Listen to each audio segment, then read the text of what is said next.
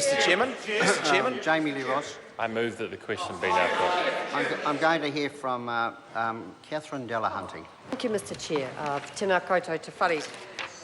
I really welcome the opportunity to support Part 6 and also the amendment that Julianne Genter is proposing for this amendment, because what's great about this debate is it's an actual opportunity to talk about great things. It's not only about how terrible and useless the government is, which is a bit of a given, but actually talk about something awesome, which is that we've got ideas for designing things better. And I think the first thing that we're talking about is the need for a plan. And what I like about both these amendments is the idea of a national policy statement on urban growth, or even better, on urban design.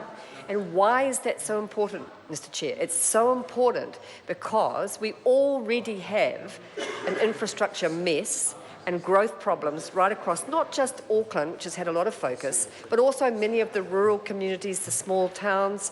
And my particular passion, which is odd and not shared by everybody, is sewerage.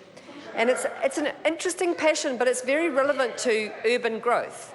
Because if we don't handle that stuff properly and we shove a whole lot more houses into special housing areas where the infrastructure is not designed to take it, we're going to get a bit of a mess. So the other week I was in the leafy suburb of Herne Bay, being lobbied by some people who were saying that the special housing area was going to put enormous strain in that area on the infrastructure.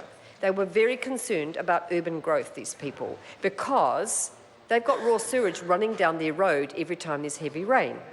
And that's a really interesting example of what happens when you propose more housing, badly planned, without a plan actually, just because it sounds like a good idea to make somewhere a special housing area, shove 70 homes into a small space when already Cox's Bay is so contaminated that wading is a joke, let alone swimming, which is a pretty sad situation for a beautiful spot like Cox's Bay, which is in the middle of the Greyland Point Share of Herne Bay area, right in the city where people want to have fun and want to play.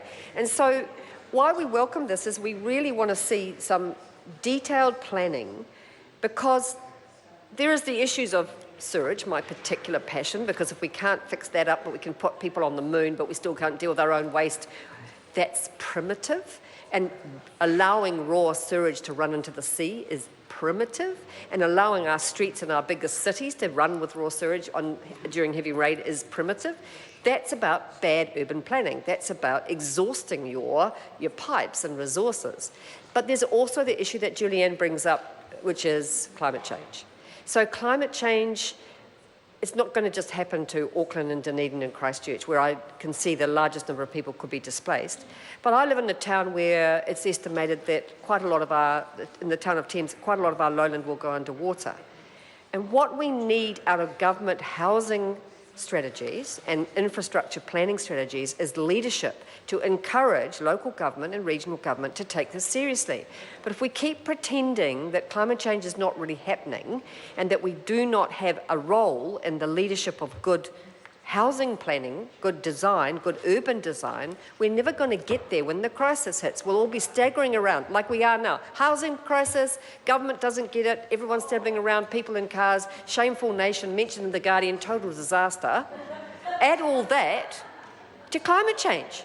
So it's going to be people in cars, driving underwater, nowhere to sleep, water's going crazy, urban design isn't happening, government doesn't know what to do. Fortunately, we're going to change the government. We're going to inherit the mess, but we're going to start doing something about it, and that's what Part 6 and the amendments we're proposing are about.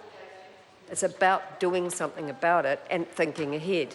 Because our cities and our small towns all need urban design. If Julianne was here, she'd be saying, Julianne Genter, she'd be saying, and it's about parking rules. Now, she's an expert on parking rules, which is an area that I fear to tread in, because I think you need to understand parking a lot more than I do.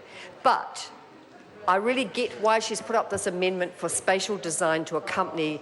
If you're going to set up urban limits and boundaries, there has to be an alternative view that creates a spatial planning design strategy that makes sense. So all of this is about common sense.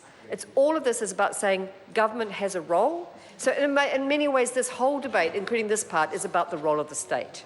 but whether the state actually has a role or whether it's a hands-off, chaotic, let the sewage run raw on the street, let the sea level rise come over the lowland, let's just everybody build a house anywhere you like, Mr Chair.